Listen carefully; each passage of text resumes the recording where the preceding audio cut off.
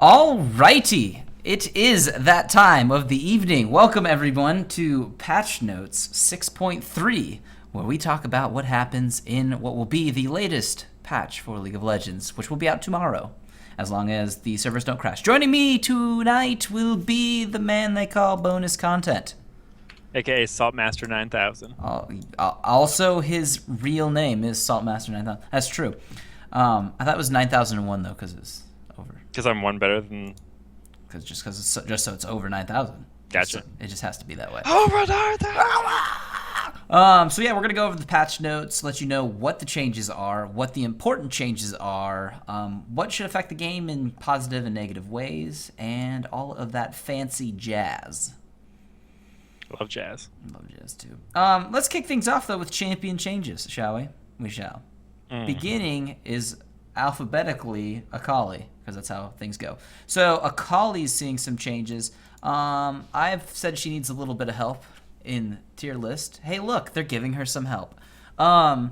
First off, on her Mark of the Assassin, which is her Q, energy restore on that is going to go up to 40 at all ranks instead of it scaling up to 40. So she'll have better energy just restore, which is great. Maintenance. Yeah, it's really good. This actually is going to be really empowering to get other abilities off faster without having to wait on the cooldown, basically, of your energy. You'll have, essentially at level rank 1, not that that matters, but early as you have other abilities, you'll get way more back. You'll be able to cast abilities back to back to back to back to back, which is really what she is. She's like a gunslinger of what's she have? A scythe? Sickle? What's she got? Scythe? I think they're like little scythes. Yeah, pretty much. So yeah, she'll just be throwing more of those and dancing around. Also, the other big change too is Shadow Dance. The dash speed on it is up by 400, which is a pretty good amount, honestly. So we'll see how fast she becomes while she's shadow dancing around. I think we'll start to see some more Akali play, because item changes have actually helped her out too this season. I know a really weird old build was Ginsu's on her, and now Ginsu's as its current state is pretty strong. Maybe we'll see Ginsu Akali back again. I don't think you need Ginsu's personally. You just go Gunblade, and you pretty much just do whatever the hell you want. Lichbane, Deathcap, see everybody die in a fire. But yeah, I'm interested to see if we see more Akali, because this could potentially get her back on track. Well, this will definitely help her early game, like you said. Here's the question, though. Are you going to just max Q anyway now? Or are you going to alternate QE? Or are you going to max E? Because most Akalis get pushed into tower early, so it would definitely help with the AoE, like the wave clear. That's a good point. That actually would help a lot. So if you are forced into maxing your E, you're not going to lose out on your restore on your Q, which is really, really helpful, actually. I'd have to check the scaling and the base damage on E first before I decide if I'm going to start to max that. What is the 2-skill max? Is it 13? Yeah. Yeah. So or 14, because you want to take a point in W at one point. Well, yeah. So 14, and most of the time you're gonna hit 14 before you do any major fighting, especially if you're in the mid lane, getting all that solo lane experience. So you might try those two different things. Or put a little. I mean, I know this isn't very popular. A few points in E and then max Q or something. Yeah. I know that's not the most popular thing in most builds, but sometimes I will switch between two things because they're both valuable. You want them both, and sometimes situationally you're like, well, I want a little bit in both because I want both of their cooldowns to come down a little bit quicker, and I want them to both have a little bit more damage. So sometimes actually maxing like at the same time is just as viable. There's certain times when it's not, obviously, on certain champions like Syndra. Don't just jump around all your points. Get one of them maxed out because she gets the bonus from her passive. You don't jump around like on champions like that. But it's just an idea. So. It might just be the lane matchup as well. Who you go against. If you're going to get shoved under turret a lot, like if you're going against like Zed or Talon, they just have that stupid wave clear with Rake and in the Q, then you might max E, but if you're going against Kassadin, you're probably going to max Q. So it might just be the lane matchup. Yeah, it's true. But that's Kali, so hopefully that changes her in a positive way. Next up is Alistar. Essentially what they're doing is they're going to nerf him, but then they're going to super buff him. So what they're doing is they're making his headbutt. Now you can buffer his Q, which is pulverize, and so it will automatically cast once you're at the target. So essentially, headbutt pulverize is going to be like an auto combo. You basically won't screw up your headbutt pulverize. They're making it easy, which I'm not a giant fan of. Also, I think Alistair's one of the strongest supports in the game, and this is what makes him one of the things that makes him strong. His ultimate makes him really strong, and other things too. But this is one of the things that you would find people not playing him because messing this up a lot was very impactful, and that made him a harder champion to play. Making this easier is going to make his pick priority go up. Now, I think the thing they're going to do to counter that, obviously, is with his E, Triumphant Roar. Now, the cost of it is going up by 10 mana, so that's a little bit impactful, and the cooldown's going up 4 more seconds. So that will affect him negatively, but I don't know if it's going to affect him so much that Headbutt Pulverize is like a guaranteed thing now for you to get off. The one thing I will say, though, is some people who get bullied in lane or don't want to play an aggressive lane would max their Triumphant Roar first, just for the sustain in lane, which was mana heavy previously anyways, because 80 mana at rank 5 is a decent amount on a support. But the problem... Especially at what, rank 9? Yeah, it's exactly. So like level 9? Yeah, but the problem is, I think people were mostly maxing Triumphant Roar in those lanes that they were behind or getting poked in because they couldn't execute Headbutt Pulverizes to get them into a viable situation. So I haven't really played Alistair in quite a while. Do people take the Bond of Stone mastery, or do they take the Wind? So. They take Wind Speaker? I think they take Bond. Do they? Yeah. I was gonna say because maybe they're just trying to nerf that mastery if that was a problem, because I know that's pretty good on AOE heal champions. That could be that could be part of it. That could be like a little bit underlying part that they're doing. I didn't know if which mastery they normally take, but it would make more sense for just Bond of Stone. But Wind Speakers could be pretty good on the AOE heal. So I don't know. But the Headbutt Pulverize combo is bringing down the skill necessity of the champion. But honestly, I don't think that Alistair is very hard to play anyway, because he just kind of turns on his ulti and then doesn't die. Yeah, run into a fight, turn on your ult, tank a bunch of stuff, hit like 2 people up in the air. Yeah, I'm helping. and most Alistairs will get into that position where they can pulverize and then walk past and headbutt back.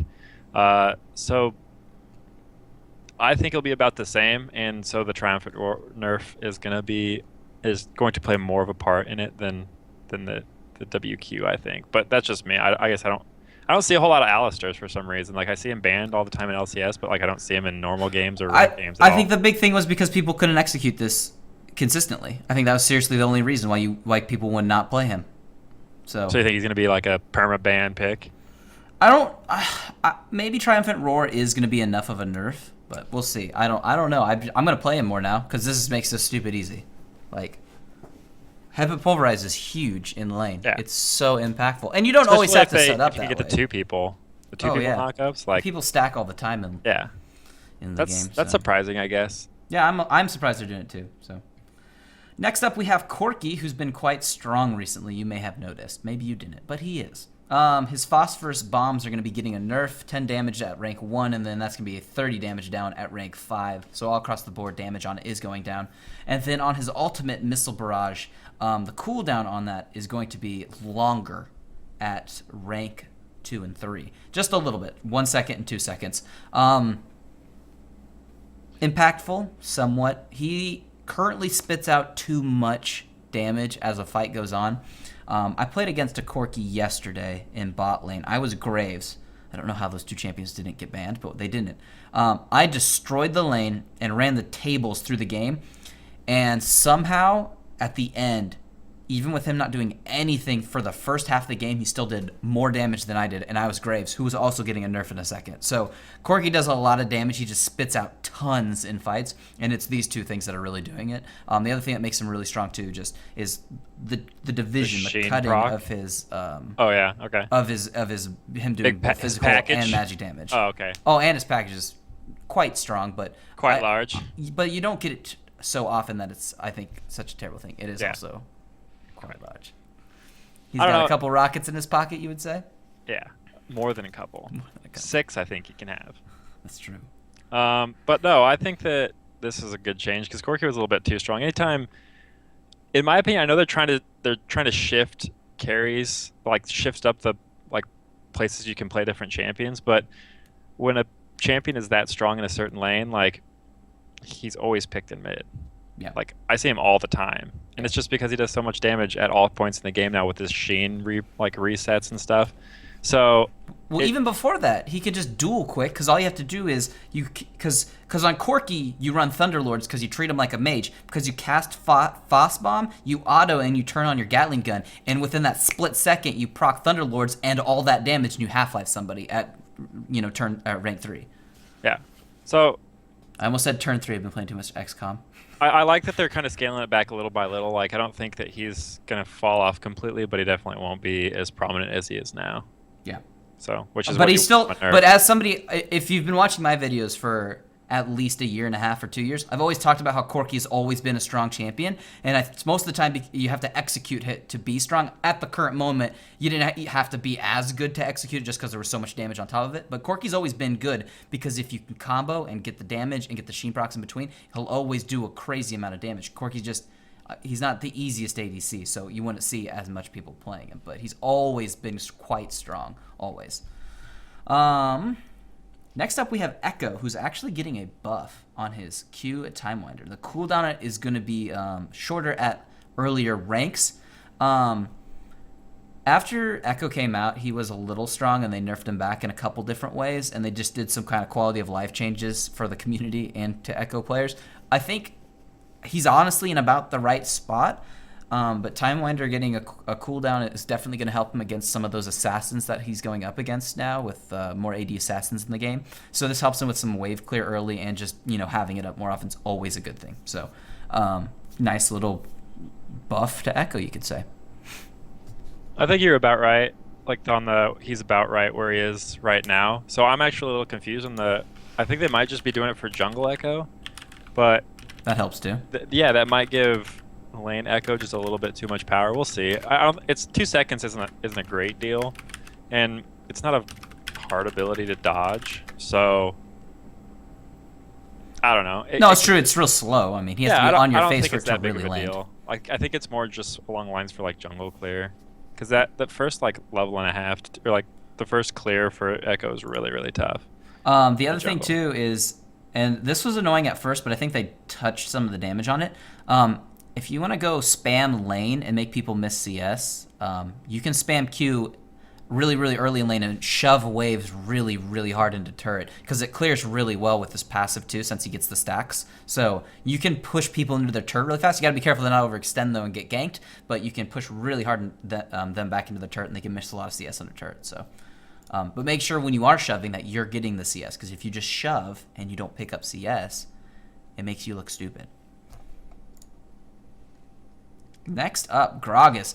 I was really happy to see Gragas on this patch. I know he was super strong like half of last year when Cinderhulk was big. Cinderhulk was big and he just did a little too much damage, but since they nerfed him, we have seen him not at all. Like seriously, I don't know the last time I even saw him in a game. So, I saw Meteos play him like 2 days ago, but outside of that, doesn't really count. I just meant in the game you're in. I haven't seen him in a long time. So the first thing they're doing is his barrel roll slow is going to go to 2 seconds at all ranks. It looks like, which will be nice. He'll have that slow, which will be a little more consistent. And then on his Drunken Rage, the channel time is going down by 0.25 seconds, which is always a little bit nice. Sometimes it felt a little long, but the bigger thing is. Drunken Rage on hit now deals damage in a 250 unit radius around the primary target, meaning he's going to do AoE percentage health damage. So that's basically a big amount of damage back. Well, I mean, like that's basically his body slam width. So basically, if you catch multiple people in your body slam, you're going to get that AoE damage on those 2 champions or 3 champions. That's really cool. It's really impactful, yeah. It's risk reward. I mean, you jump into a bunch of people, hopefully you hit them, but hopefully you get a good trade out of it. And he can now, a really significant one with this. This should also help his jungle clear. Yeah. So, as he kind of transitioned into a jungler after they nerfed the crap out of his range 2 seasons ago. I do like the slow being flat because 1.3 seconds is almost nothing. It's less than Spookies. Yeah, it's consistent. Spookies are Yeah, so I like the fact. I think that's a good change that not affect the damage numbers, but just affect the utility of the champion, which I like it when they do that. Yeah, same here. Because I think I think that impacts the champions more than the actual damage numbers most of the time. Like Azir when he got his knock-up taken off, Yeah. like he's almost never played now. Yeah. So I don't know. It's good to with utility. No, I like it, and I'm gonna play him again because I actually kind of missed playing him because I really liked jungle Gragas back in the day. Next up, we have Graves, who we would also say is a little strong. So his passive, you can no longer stun Rift Scuttler with your basic attacks. It was really, really strong. Yeah. Like, you could clear it so quick. And Graves can no longer interrupt the 0.25 second recall after his basic attack with Q, end of the line, or R collateral damage. The other big change, though, here is end of the line damage is being nerfed at earlier ranks, but more significantly at later ranks. Instead of 325 at rank 5, it's 260. 65 damage. Yeah. So it's a lot coming off. Now plays a brief animation before detonating after colliding with terrain. Interesting. So there's a little warning on it now. And Quick Draw fixed a bug where casting Quick Draw would interrupt Graves' reload animation. Okay, that was annoying, to be honest, so I'm glad they fixed that. Graves will remember his last attack/move command after using Quick Draw. Good, because you'd always cancel it, and that was annoying. So actually some positive changes, really, for Graves. But really the takeaway, you're not going to stun Rift Scuttler, and tons of damage coming off of it, base damage, that is, coming off of his later ranks on end of the line, which is quite strong. So Well, let's just be frank. He was a little bit too strong. no, I agree. He was. It was So fun. these are much needed changes. He's I also like- risk reward though. Really? Well, somewhat, because since his range does suck. Yeah. But- Well, and that's I will like say a lot of jungle people Graves. misplay end of the line. You know, when people get close. It's the same thing with Poppy now too. It's like stop standing on top of walls. You're gonna take end of the lines and you're gonna take slams into the wall from Poppy. Like just understand your positioning. Play around it. Yeah, play around it. Like there are ways to play around end of the line, because if he shoots that unit, it doesn't hit a wall because you decide not to stand against a wall. Then you can just walk out of it before it even detonates. Like you can avoid a lot of damage for free. So. I like the changes. But yes, I agree. It was strong just in general, though. Yeah. And in the jungle where he thrives, if you ran into another enemy jungler, there's walls everywhere. It's a little harder, obviously, to avoid that. So, take some of that damage down. He also could start to clear very, very quickly. And he doesn't take any damage while he clears anyways, so it doesn't really matter. Next up, we have Illaoi, who is getting a buff. And I'm not honestly surprised. The more I see her in play, I think at first people were having a hard time, playing against it because they weren't exactly sure how it worked. I still think her Q is decently strong in lane. It clears fairly well. The return health is a nice thing. Granted, Darius has that on his Q, both of which those champions have a slight delay before it completely casts.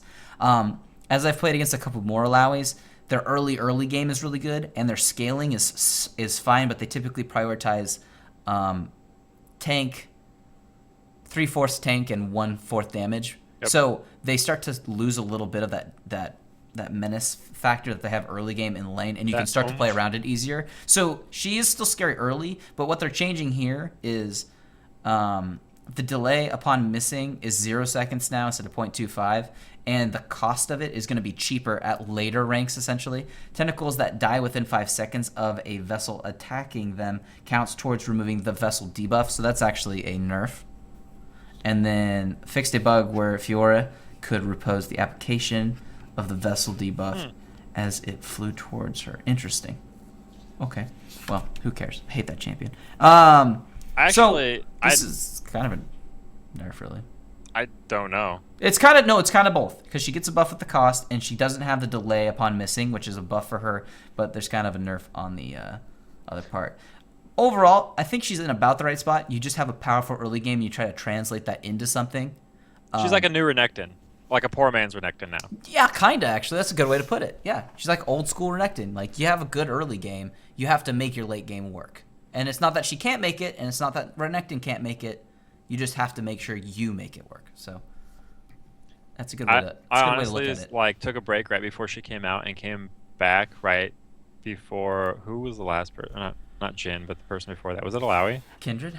Or Illaoi. Illaoi, Kindred. I missed when she was played all the time, and I don't think I've seen her in a game yet. I didn't see her too much when she came out. I saw her a little bit, but I still see her on and off. And whenever I do see her, she tends to rule levels 1 through 4 pretty well, and even up to 6 because she'll usually be ahead a little bit, and then she can get the first big all-in ultimate and kind of get some dominance. I played Jax against her the other day in top. I had trouble in the early lane, the early stages. And I did die to her once in lane, but then after I was able to get like part of an item and like one gank for help, I was able to start killing her solo once I was 6 pretty easily. So that's what I did. Well, that's what Jax does. That is also true. That is also what Jax does. So, but yeah, that's Alawi. Next on the list, we have Kog'Maw. So Kog'Maw, everybody was afraid of his crazy hyper attack speed craziness that was going to happen this season. I didn't really care for it. It looked interesting, but I didn't think it was going to be actually as impactful. Because they're like, when you do it, it doesn't do as much. And I was like, well, who cares then? But what we saw was him get nerfed right away because of that, and then him fall off the face of the earth completely because he was basically not good. The big issue with Kog'Maw, and along with a couple ADCs, is he has crap for escape. Well, he's stationary. Yeah, like when you turn on by Arcane Barrage, you're actually standing still. What is it? 2.6. It's actually impossible to orb walk. No, well you can go up to 5 now. Yeah, I know, but like at 2.6 attack speed, it's actually impossible to orb walk properly. Correct. And like get your maximum autos in. Yes. So basically anything after that, if you move at all, you're losing damage. Sure. So yeah, you can go up to 5 attack speed, but at what? Like how many team fights are going to stay in a spot where he can hit people and he's going to be safe? So that's just his big flaw. I like the changes though. Yeah. So Caustic Spittle no longer passively grants Kog'Maw bonus attack speed. Bio Arcane Barrage now passively grants Kog'Maw a percentage of bonus attack speed. Minimum damage now deals at least 15 bonus magic damage at all ranks. So that's good. Yeah, it's put onto where he wants it to be more effective earlier. Because they were talking about how, well, with these changes, at least back before the preseason, these changes will make Kog'Maw an even bigger late game menace. There is no late game typically. Matches are quicker. Not anymore. We see that. Some games can still go long, but typically you have good ways of ending the match before 35 minutes, 30 minutes. You can do that. So they need to speed that up, and this should do that. It should help him. I'm still going to be honest, I don't really like to play him. I still don't think this will make me really play him. And I've been playing ADC a lot more recently, so if you don't have the greatest team comp around you to keep him alive, you got to be perfect. Jaina, Lulu, yeah, or just like a really, really good tank line that is really committed to peeling for you. So have like a Nautilus top, a Thresh, and then like a something else in the jungle that kills everyone. If you don't execute them right, it just doesn't go well. So. It's hard. Jax is next. Jax is getting a buff nerf, but it's mostly just a nerf. Really, the only thing this is doing is slowing him down just a little bit before he gets out of control. So, Relentless Assault, the maximum stacks are going to go up to 8 now, and you'd be like, well, 8, that's 2 more than 6, that's better. Well, yeah, it's more, but the attack speed per stack is, instead of it being from 4 to 14%, it's going to be 3.5 to 11%, which is lower, and the attack speed at max stacks will be just a little bit higher, and so 24 to 84, now it's replaced with 28 to 88. So essentially, as you attack, it will build up just a little bit slower because it's prolonged through a period of time with 2 extra stacks on the end. So, but buff nerf, more of just think of it as you won't be up at full attack speed until 2 more extra autos, which is a little bit when he wants to start just bashing people in the face. Yeah. So I don't think this will completely ruin him as a champion. It's just something I think they had to do. Because he can really get out of control in the jungle. Yeah, I don't think it'll change Jax at all. Because it's not like they're taking away the 3rd hit or like extending the 3rd hit. It's just the max stacks. Yeah. So like you're going to get 2 hits still and go up and auto people for like half their life. Yeah. still in lane, and then outside of lane, like I guess how many times are you not going to auto attack 8 times in a fight where you're probably not the primary target, so you don't get really focused that You'd have to hard. get kited really hard to not. Yeah, exactly. But you have leap reload. strike, so it's like, if you use your leap strike properly and counter strike properly, it should play still the same. To be honest, and maybe I'm wrong, but I think it'll be about the same. It's just like you said, it'll take him longer to get to that fast attack. So I think they should make it so he can't stack his passive on inhibitors and turrets. Maybe? No? Wait, say that again? Make it so he can't stack his passive on the turrets. But can't other champions do that and then just hold on to it? Like, Caitlyn can keep attacking turrets. She doesn't use her headshot. She just keeps it. Like, should you let that happen then? Like, I guess, I know I'm getting too off topic, but like... No, it's a good question. I guess it is by auto attack, but they took away like Rengar's Q ability and Trundle's Q ability. I know that's not the same, but like, no, I think that, I think I just don't think I don't know turrets why should they have got rid of effect the on Trundle. skills. Well, I do know why they got rid of the Trundle. Yes. Dude, So 8 turrets? here's the difference. So let's just compare those three real quick, and here's probably why. He can stack his third proc. Well, I on guess it, he can't. But it W doesn't. the But it doesn't turret. do damage to the turret. Caitlyn's doesn't do damage to the turret. And he can't Trundle's W the do. turret. Yeah. Yeah. So those are the only reason you W the turret as Jax is to get your Sheen proc. Yeah. Um. I guess I don't know. Yeah. I like the fact that they're speeding up the game, but like I don't think it even got sped up that much. I think it's mostly in the professionals. I think it's still still Really? faster. I've been having a whole bunch of like 20 to 28 minute games. Okay, so the reason there is because if you are good, level discrepancy is the big thing that's really changed. You can really run away with your levels compared to your lane opponent, like really, really hard. I don't know if they'll ever address that. But overall, death timers also were the big reason that sped the game up. But I still don't think people group quite well enough to execute those situations in the general public, but in pros they execute it much better, obviously. Mm-hmm. But yes, I agree. I've had way more sub 20-minute games this year than I all did last year. But the reason that is those games, my team was 100% on the same page about, oh, we killed those 3 people, we can push and we can kill the next 2 if they show up to defend, and we can just keep take two turrets and then go get dragon. Yeah, and you can just keep storming your lead. But that's because we all knew how to do that. So I actually really like speaking on the speeding up the game, the Rift Herald was a great ad. Yeah, it was. I liked it. Next up is Poppy. So Poppy's quite strong. If you didn't know, Poppy's really strong. It's true. I have to exit Steam real quick. Somebody keeps jumping online. It keeps popping up constantly, and I'm like, oh my god, go away. It's not making noise. It's just stop doing that. Corner of my eye. So what they're changing to Poppy is her hammer shock. The base damage is going to go down at later ranks. It's still the same early, but it's actually going to be getting a buff on the ratio. I'm going to be working on a Poppy build probably this week. It is probably not going to be really affected by this, which is good. It actually can probably benefit her, honestly. Mm-hmm. Not that I build straight AD Poppy. That's a little bit too ham. But we get a little bit of damage. A lot of it too ham. A lot of it to him. Heroic Charge is getting a longer cooldown. Not a big surprise. Poppy has that up quite a bit, and one of the items we do build in our build itself has some cooldown, so not a big issue. And then Keeper's Verdict, the knock-up duration is going to be only 1 second instead of 1.5. I think I actually like that change. I think that's going to be better for Poppy in some ways. Because the point-blank one, you just want to knock them up, deal the damage, and have them come back down. But they're invulnerable while they're up there. So you can't really... You have to wait. So I'm actually okay with this change. I don't know. Why are they invulnerable when they're up? Like, when I get hit up by Malphite or something, I get killed. I don't know. I got nothing.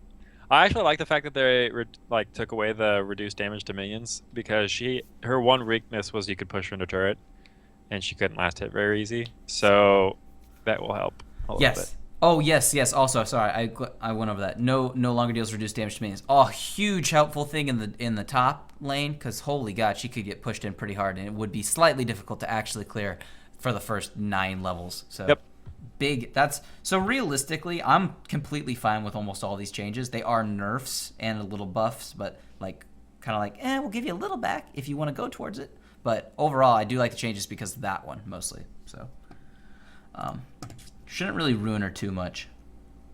Now next up is a champion I don't actually like playing is Rengar. Bola. Cast time's going down on it. Wait, what?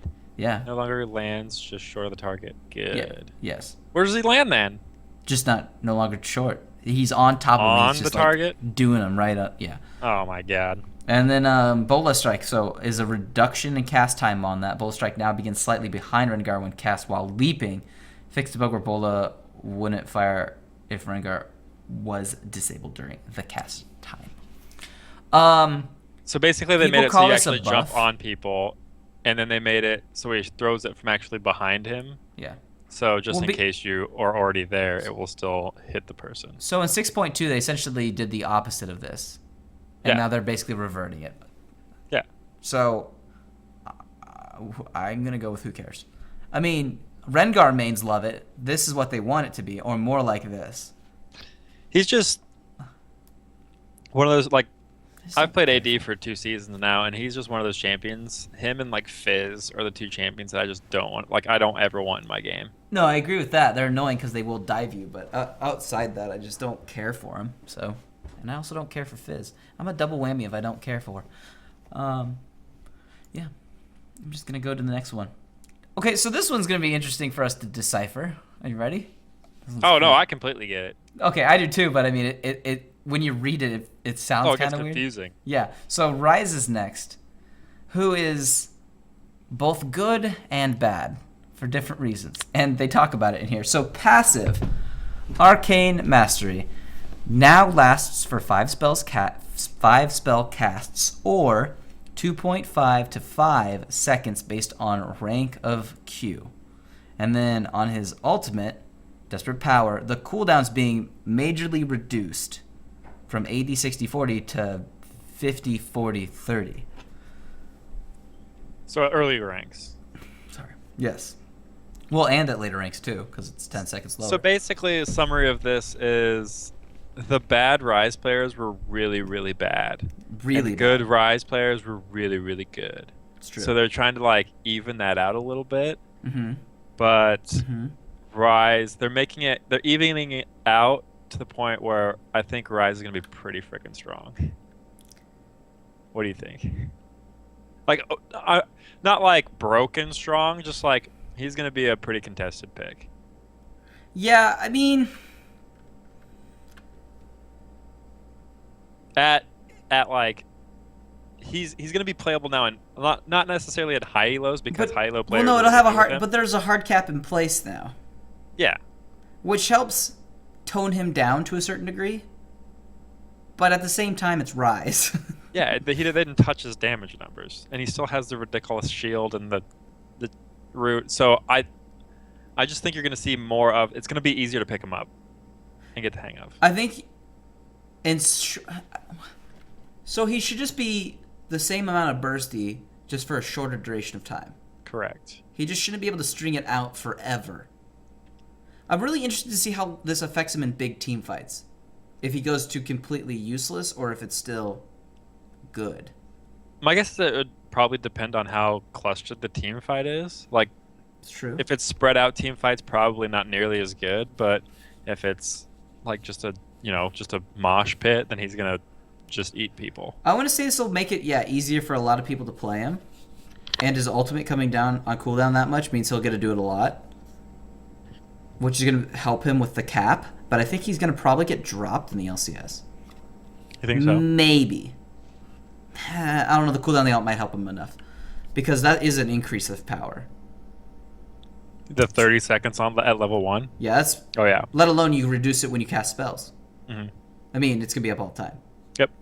So I'm interested to see how this plays out. I'm not going to really call it yet, because I really think we have to see how it plays out. This is one of those kind of changes that you don't be like, that's a nerf, that's a buff. I think you have to see how that one works.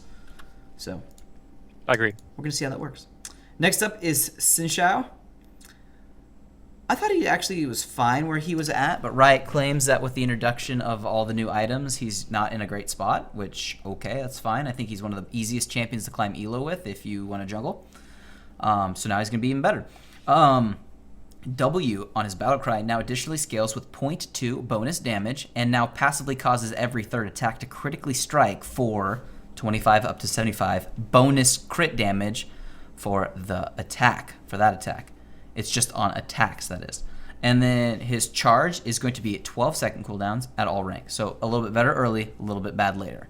Quality of life, though, as I just said, I think he's one of the best early game gankers and really good for climbing elo. So having that on a lower cooldown early is a good thing for ganks.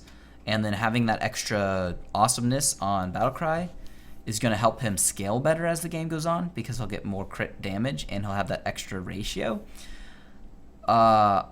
These aren't like the world's hugest changes, but he's already I can't call him a strong champion, but he's not bad. I always refer to Zen as the easy person's Lee Sin, because he has that same kind of you take your 2 buffs and then you should just constantly gank.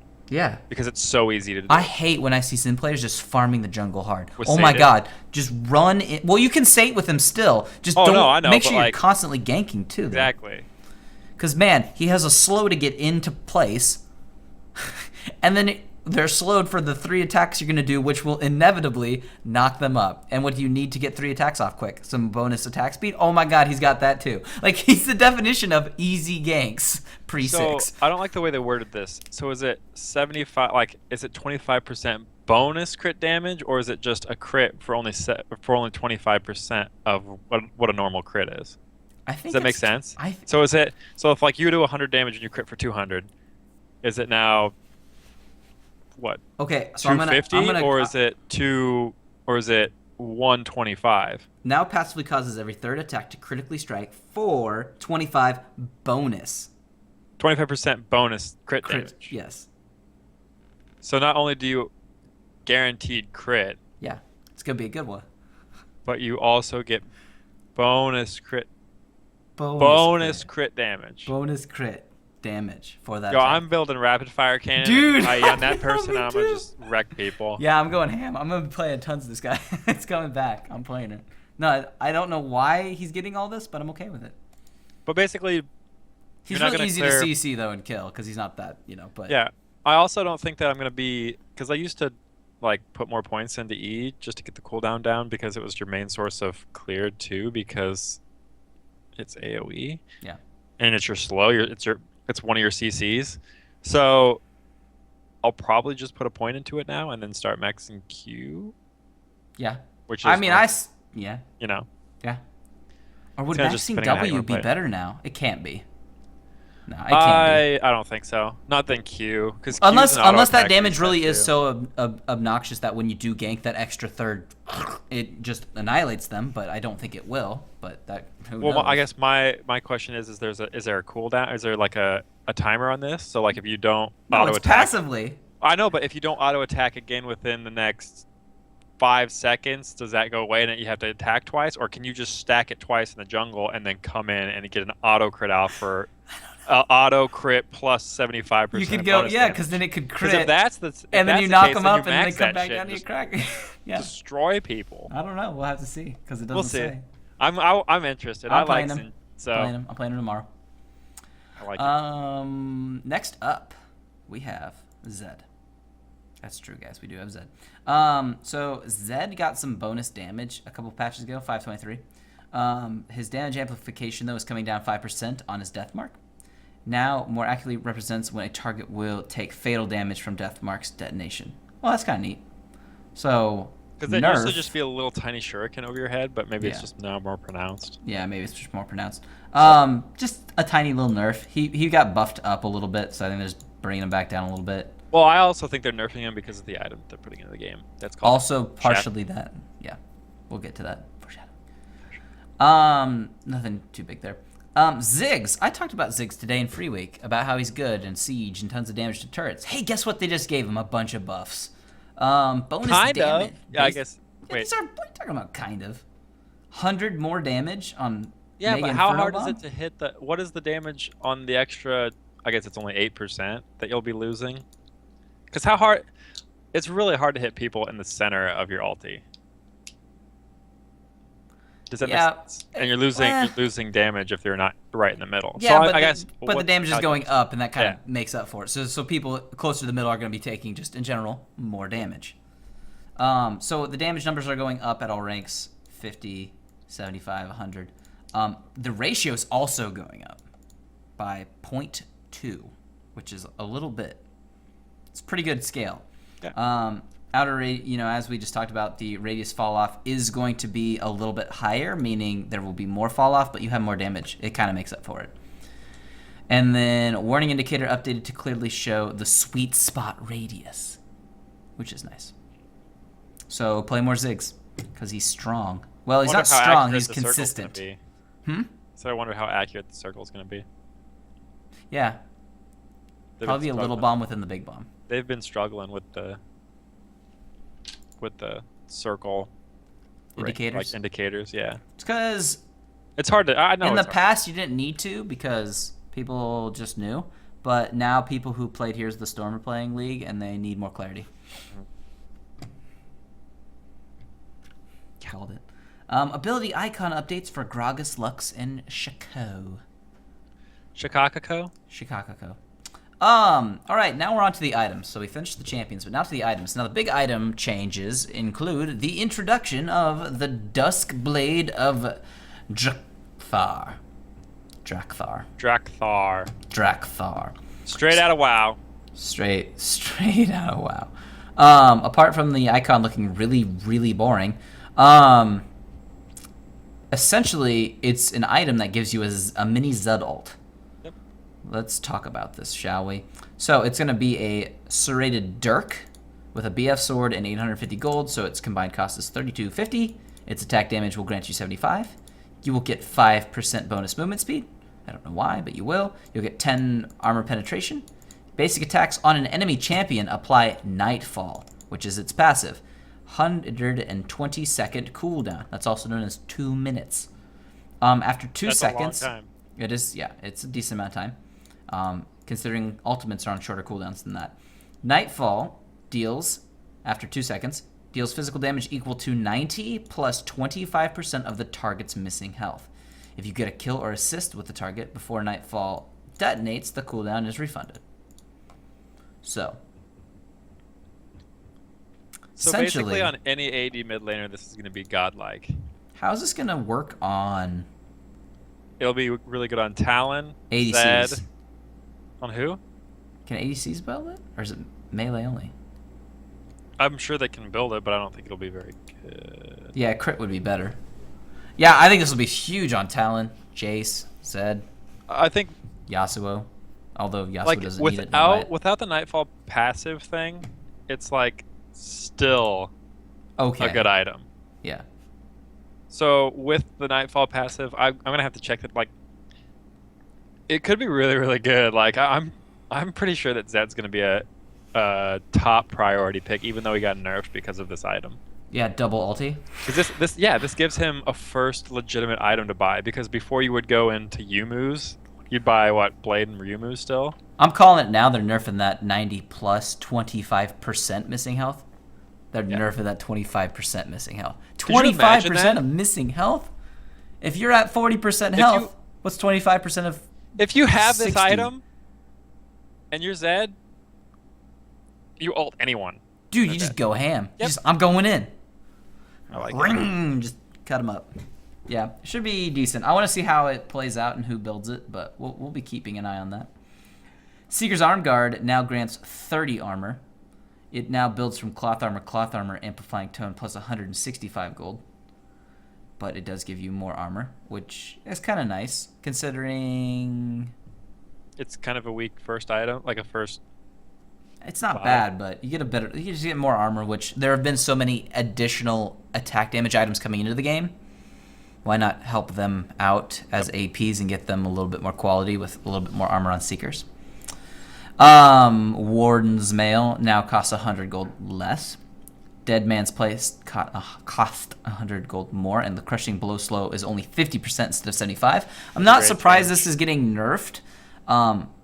Dead Man's Plate to me was incredibly cheap and cost effective, like incredibly cheap. So adding 100 more gold to it makes sense. Sunfire Cape now deals 50% bonus damage to minions and monsters, so you can clear faster with it, which it's a good split pushing thing for tanks then. Makes it better. They've been buffing Sunfire Cape, and people still haven't been buying it, and I think mostly because Dead Man's Plate was so cheap and it was better. It was better. To a certain degree better. Well, I think it was overall better. I think consistent damage in a team fight, it wasn't. If you were like a tank in the middle of a team fight, I think Sunfire would have been better. But I would have built Dead Plate on like Tom Kench over Sunfire. I would have got on both. I thought you were saying one or the other, but we can go both. All right. Randuin's Omen is going to cost 100 gold less now, and it's going to give you 50 more health. This is another item people kind of stopped buying, and Randuin's always been great, so now it's even better. I'll take it. I accept. But the problem was, originally, is people were like, oh, I got it because it was tanky and it gave me health. And then everybody was saying, well, crap, Dead Man's gives me more health for cheaper. I'll go with that. And so that's what people were doing. Didn't they, a long time ago, increase the cooldown or something on the active, too? Or am I thinking of the wrong item? I think you think something else. All right. So Randuin's Omen, back in the game. I love that item. It's still super OP. Yeah, it's pretty good. Shard is going to get the energized damage up to 40 from 30. Rapid Fire Cannon will get its movement speed nerfed down to 5% from 7%, but the energized damage will be also nerfed. So, see you, Rapid Fire. And then Static Shiv is getting its damage up. Here's a question. No, why wouldn't they have the damage just be the same from the energize? Because they're different, because you get different things from them. Basically, you need to trade off the range for something else, because you're getting range from Rapid Fire. Yeah. But what are you getting from Shiv then? Did you get like more crit or something? No, you get the Shiv attack that you get the lightning damage in between targets. Gotcha. Instead of just the energized damage AOE on the versus, one target. Yeah, okay, that's right. So AoE versus range. Yeah. But the big change really is Phantom Dancer getting buffed again. And combined cost is so going good. down, and the cost is going down 250. So now tracks how many times Social Worth's damage reduced saves your life in a fight in the tooltip. Oh, cool. That's kind of neat. So, Phantom Dancer, even better. I've actually started to build Phantom Dancer on quite a few of my 80 carries just because normally I play like Vayne and Quinn and stuff like that. Mm-hmm. Which they're more of duelists than like, full-on team fighters anyway. So I think team fighters really want the Phantom Dancer now with these changes. Oh yeah. Duelists want that burst of damage from the other two items because that helps them duel. Well, I mean like no. I mean like it'd be like a 6th item, or like a 5th item. Like I want 100% crit. So. Oh, dude, no, yeah, I'm a big fan of doing that. It'd be my secondary item. So okay. like I would get Rapid Fire Cannon obviously, and then I'd get Phantom Dancer later. I'm gonna have to rethink those now with these being changed. Because somebody dropped Static for Rapid Fire. Rapid Fire's been nerfed twice now. Static's been buffed twice, and Phantom's been buffed harder twice. We're gonna have to do some epic number crunching on those. That's true. We will. We'll get back to you. Boots of Swiftness cost 100 gold more. Ionian Boots of Lucidity cost 100 gold more. And Boots of Mobility cost 100 gold more, but out of combat movement speed is being increased by 10. So one of the reasons we've been seeing a lot of Boots of Swiftness is because it was cheap, and it gives you really good combat stats all the time because movement speed is really important. The other reason people started buying those more is because about a year ago, Boots of Mobility got nerfed. And it didn't give you as much out of combat speed. And the problem there was you were really less impactful once a fight started. Or no, in combat speed was nerfed. Well, it's just so much more expensive too. Yes. Like, when you see Boots of Swiftness start to be bought on like 80 carries and stuff, it's time for a change. So, I think it's a much needed change, and I don't think you'll see him on anybody but like certain champions. Certain champions, yeah. I actually like Boots of Swiftness over mobility boots on support champions just because it's a constant, and you actually lose mobility if you don't have the out of combat move speed on on the Mobies. So it's just a personal preference, but I understand why Mobies is good. Yeah, Mobies can be very impactful. Yeah, especially on like if you use high them gank well. champions like Oh yeah. Bard or like I don't know who else supports Alistair. Oh, Janna. Jana. Janna. She actually could use them quite well. Or from Spanish, Thresh and Blitz used to use them incredibly effectively. Because you wouldn't even have to hook people; you just run up to them, knock them up or flame. Which you should be doing. Don't just go for the hook. Flay then hook. Flay then hook. Knock up then hook. Make them fear the hook. They'll just zigzag, and then you'll just close the gap naturally. Think about it. All right, good. We thought about it. All right, so dragon changes. When they introduced dragon a year ago, dragon got one. The new dragon? Okay. New dragon. When dragon was introduced a year ago, the new one, they nerfed dragon number 1 because it used to be 8% damage, and they nerfed it to 6% increased damage because 8% was a lot. It's too snowbally. Now they're changing dragon again, but they're changing dragons 2 and 4 to make them more impactful. So, and when I say more impactful, I mean more impactful.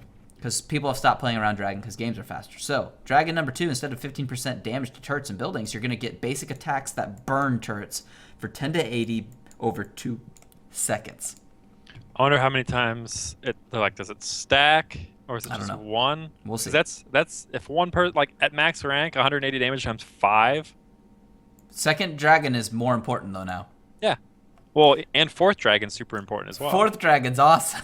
If you get fourth dragon, you're gonna run Paja. Like turrets don't mean anything already, and 20% less damage. It's like So instead of 15% damage to minions and monsters, which was kind of stupid because you're getting more damage anyways, you take 20% less damage from turrets. Super tank. What the shit? 20%. I like it. Kind of amazing. So tower dives gonna be easier, more impactful. Well, I guess. Yeah, yes, you'll get out. That one hit that no. was going to kill you? For some reason, when you said turret dive, like, I just go back to all the times I got turret dove, and it's, like, always at the first line of turrets and bottom lane. I was like, I don't know. You know, fourth dragon at that time when we were still landing is pretty ridiculous. But no. That would be inner insane. Turrets, yes. Yeah. No, they had a Nunu. He took dragon at 2 minutes 35. That is disgusting. Yeah, so dragon's more impactful now, which makes sense. People aren't stacking them as much. They're still really important, so... You backdoor turrets easier too. Good point. Charging spells. Recall no longer interrupts certain charge abilities, such as Varus's Q, Vi's Q, and Xerath's Q. Hooray. Yeah. New champion select. Shipping 6.3. Free-to-play champions are no longer available to play in ranked. This is a return to how things were before 2016. Shipping during 6.3 cycle. Pick intent is no longer revealed to the enemy team when your turn to pick, which is good. Pick intent was kind of giving things away.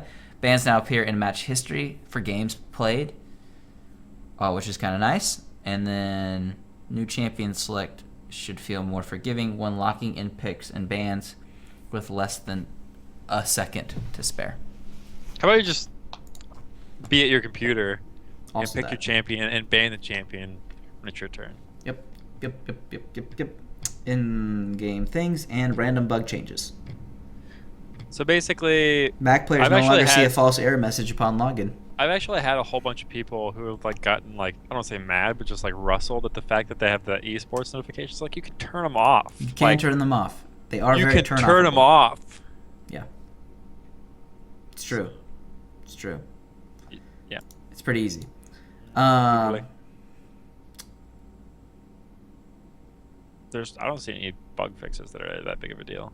Yeah, I'm just kind of glancing over it. Some sound effects, some Mac stuff. Yeah. You know, I just realized. I think we have a spoiler. What kind? In the Orianna. Whose hand is that? Oh, sorry. Yes. Is that Victor's hand? Let's see. Let's look at the new skins. This is Orianna's hand. That's Orianna's hand? Yeah. The one in the foreground? The one with the like lollipop thing? Yeah. Or her hands are in the picture. No, I know, but this is another Orianna hand. Unless that's another Orianna hand? I what it guess looks that makes like. sense. That's what her hands look like, though. Yeah. I thought that we were gonna have a spoiler, and I was all excited. I was like, oh Well, my keep gosh. looking, son. Keep looking. Oh my gosh. Oh yes, there's a small badger in the background. Just kidding. Oh my god, we're getting an angry honey badger champion. That'd be so cool. That thing would be like a jacked up something. There's some photos behind. There's a photo behind the Sona one. If anything in there is important, or if that's like a new dragon horse monster, that's gonna be a new champion. A minotaur, or wait, we already have one of those. I think the Sona skin looks neat, at least the splash art. I don't really care about the Oriana one. I have to see them in game though. I haven't seen either of these in games. They could be good. My favorite part of the Oriana skin is the stupid frickin' sucker with their ball in it. I don't know why. Oh yeah. But how many Sona skins are we gonna get? Jesus. Well, she's one of the oldest champions of the game, so a lot of the Yeah. old champions have tons of skins. You know, people true. are like, why do they have so many skins? But well, they're been out 7 for- years old now. Yeah, they've been out for 7 years. Relax. Yeah, they only did one a year for them. That's 7. That's pretty good. Yep. And before there were lots of champions, they only had a handful of champions to make skins for, so they had even a better chance of getting skins from back in the day. So but this one's kind of neat. This is really cool. I like the Sona one. She's got a lot of cool skins already though. So Yeah. Oriana has some neat skins or some different skins, but I don't know. The splash art's not doing anything for me on the. Oh my gosh, did you see the new, like, I know this is not in this patch, but did you see Yasuo's Blood Moon? No, I haven't seen it yet, but I know it's in the. It looks pretty nice. Does it? I hate Yasuo, but, like, it's pretty nice. Yeah, who doesn't hate Yasuo? That's a real question. So, who knows? True. But that is the patch notes for patch 6.3. I want to thank all of you for joining us. If you could leave us a like as well on this video, that would be greatly appreciated. As always, we love you more for making it to the end of the video. Right? Yeah. Yeah, sorry, I was muted because I'm thirsty. It's understandable. I'm also thirsty. I'm now hungry as well. But that's going to be it for us. Thank you for joining us. And We'll see you in 2 weeks. See you in 2 weeks in the next patch and all that other stuff, okay? All right. Bye-bye. Bye.